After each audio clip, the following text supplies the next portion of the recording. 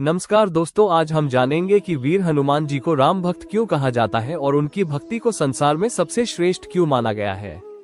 हनुमान जी का जीवन केवल राम के लिए। हनुमान जी का जन्म भले ही वानर रूप में हुआ, लेकिन उनका हृदय पुनर्तः श्री राम में लीन था।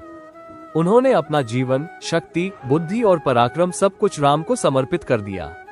जब पहली बार श्री राम से मिले हनुमान जी, जब हनुमान जी की मुलाकात श्री राम से हुई, उसी क्षण उन्होंने पहचान लिया कि यही मेरे आराध्य है, यही मेरे प्राण है।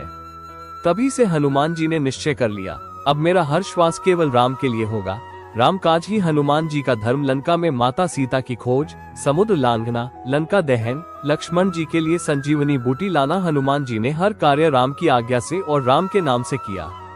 इसीलिए कहा गया, राम काज करिबे को आतुर। निष्काम भक्ति का सबसे बड़ा उदाहरण हनुमान जी ने कभी कुछ मांगा नहीं, न धन, न पद, न यश। उन्होंने केवल यही कहा, मुझे अपने चरणों की भक्ति दे दो प्रभु। ऐसी निष्काम भक्ति आज के युग में दुर्लभ है। हनुमान जी के हृदय में राम कहा जाता है। जब हनुमान जी ने अपना सीना चीरकर दिखाया तो उसमें श्री राम और माता सीता विराजमान थे। ये दिखाता है कि हनुमान जी का हृदय पूरी तरह राममय था।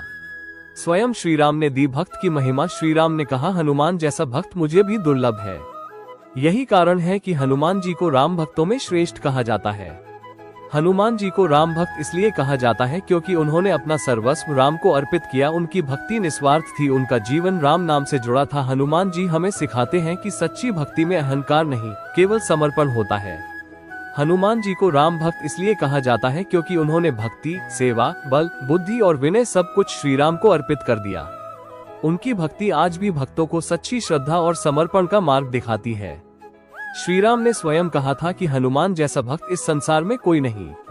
इसीलिए हनुमान जी को राम भक्तों में सर्वोच्च स्थान प्राप्त है।